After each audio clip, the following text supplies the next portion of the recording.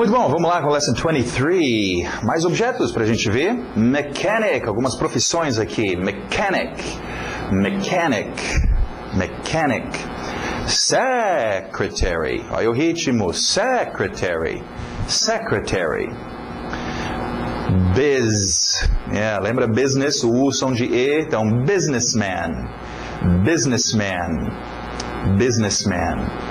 Cop, cop, é gíria, policial, tira, né? Lembra Robocop, alright? Aquele som de A, não confundir com xícara, cup, cup, cop, cop. Business, aí que tem o business, alright, o som de E, business. Interessante, business, temos negócio, mas também serve para assunto. Então você pode ter uma family business, que é uma empresa familiar, mas também você poderia dizer, por favor, aguarde lá fora, nós temos uma reunião aqui para tratar de family business. Assuntos de família, ok? It's my business, é meu assunto. Ou it's my business, é meu negócio, minha empresa. Então serve como empresa, mas também é muito comum usar como assunto, ok? What's your business? Né? Qual é o seu emprego? Não. Qual é o seu assunto? O que você quer? Então, business muito usado assim também. Business. Station. Station. Station. Qualquer estação, menos as estações do ano. Uma estação de trem, ônibus, todos aí. Station. Space station. Ok? Gas station. Gas station. Gas station. Watch. Watch. Watch é o verbo to watch, mirar, assistir. Quando criaram relógio de pulso, criaram wrist pulso, wristwatch, que é realmente o nome, mas encurtamos e tiramos o wrist, falamos só o mira. Em vez de mira pulso, é só o mira, ok? Um watch. Relógio em geral, clock. Clock, lembra? 5 o'clock, 6 o'clock, é 5 no relógio, literalmente. A clock. Clock, então. Television. Television. Street. Street. Street. Gas. Gas vem de gasoline, cortamos para gas. Britânicos chamam de petrol. Okay. Gas. Flour. Flour. Uma dica curiosa, flour é também usado para, escrito de outro jeito, mas para farinha de trigo. Flour. Air. Air. Respiramos o air. Right. Nossos verbos, palavras de ação, no presente e no passado. Have. Have, possuir. E o passado, had. I had a horse last year. We had to study French. Understand. Lembra aqueles verbos na cabeça? Understand, understand. Passado, understood. Understood. I never understood that judge. She understood you. Sell. Se dá algum objeto, recebe dinheiro por ele. Sell, passado, sold. I sold my house. They sold their animals. O D entrando no TH de there. Sold their animals. Agora você dá um dinheiro e recebe alguma coisa. Buy. E o passado, bought. Bought. Bought. Interessante, treina, lembra o buy com você geralmente compra ou compra uma. Buy a car, buy a house, buy a book. Passado também, bought a car, bought a house, bought a bicycle, bought a motorcycle. Alright? Bought, então, we bought a new clock. He bought a television. Vai, continuando, vamos ver nossos qualifiers. E a entonação, para ser bom usar a entonação. Almost, pensa no seu almoço. Almost, almost. Quase chega lá, almost. To, sim, a mesma pronúncia dos outros tos que tivemos. Cuidado, são muitos tos em inglês. Tem que definir qual é qual. É o to número 2, é o to entre dois verbos, é o to para, ok? É esse to aqui, ok? No final de frase, então, para dizer também, colocamos o to. Continuando, also, also, also. Agora, to e also, mesma coisa também. É aquela coisa, to no final de frases, also no início ou no meio. Lembra que tivemos yet still, qualificador de quando, ainda, né? Eu ainda preciso fazer isso, I still, e no final eu preciso fazer isso ainda, yet. Então, mesma ideia, to e also, preciso fazer isso também, to, eu também preciso fazer isso, I also need to do this. Então, é aquela coisa. São duas palavras para a mesma coisa, depende só do posicionamento.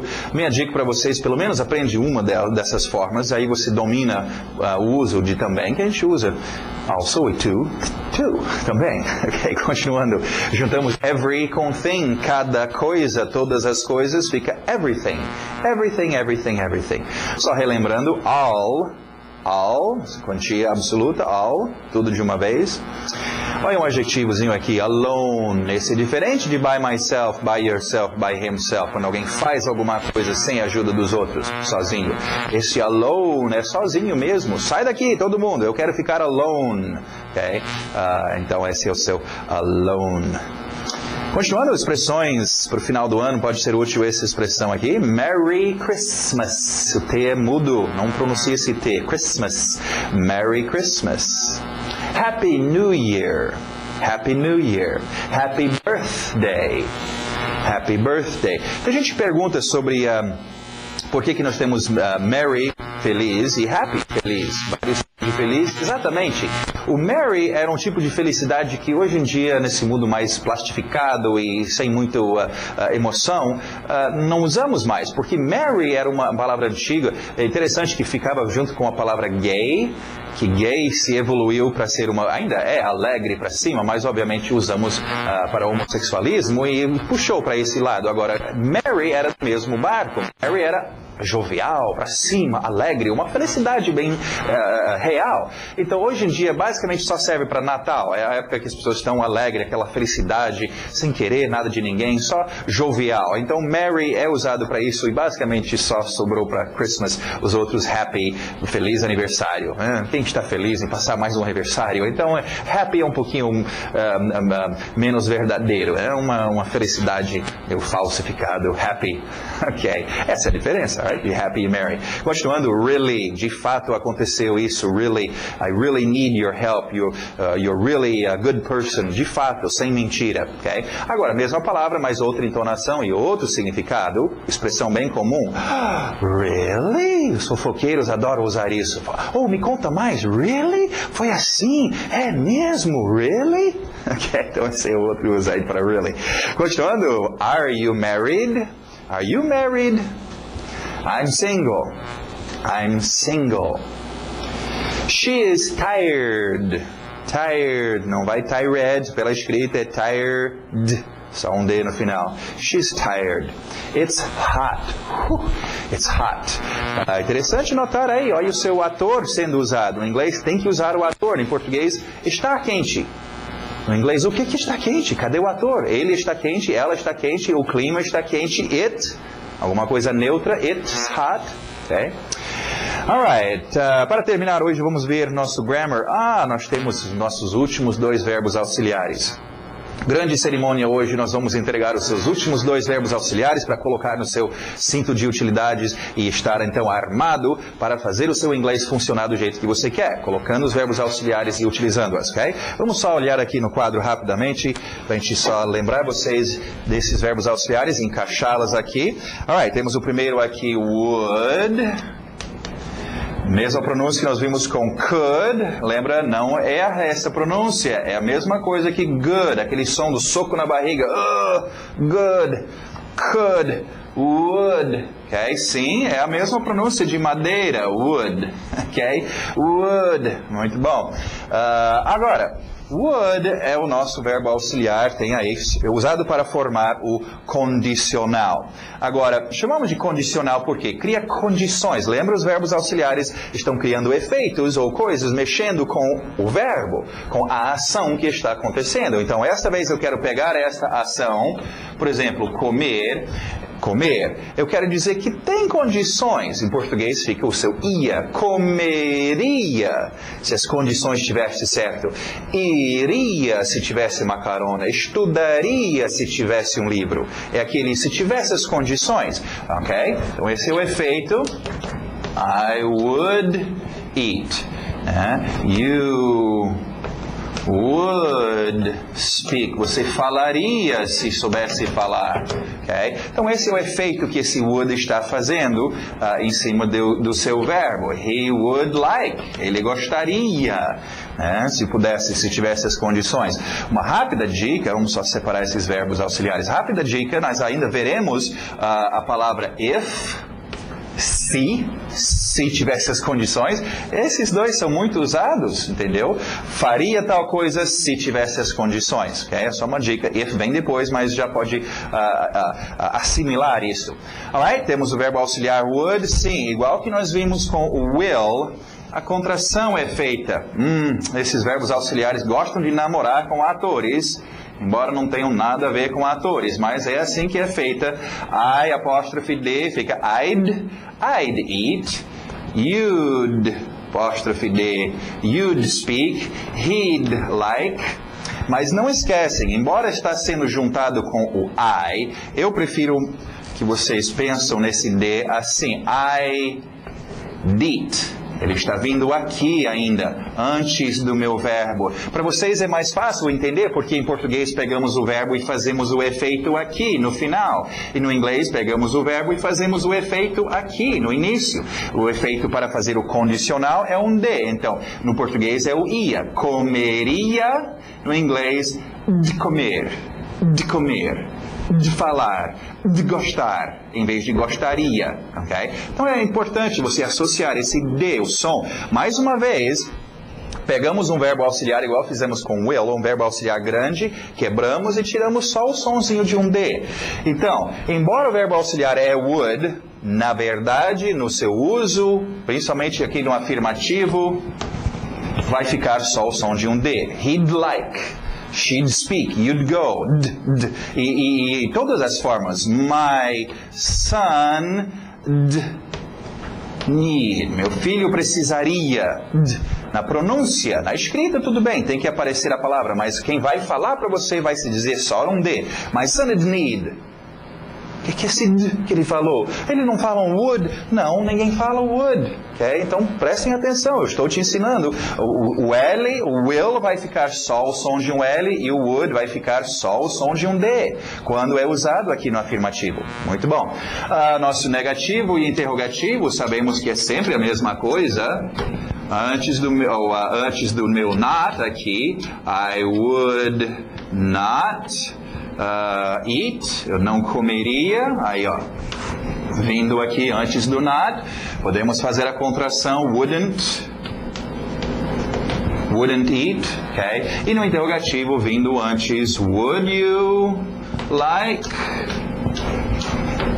Então mais um verbo auxiliar para treinar com todos os seus atores. Muito bom, então, vamos ver os exemplos.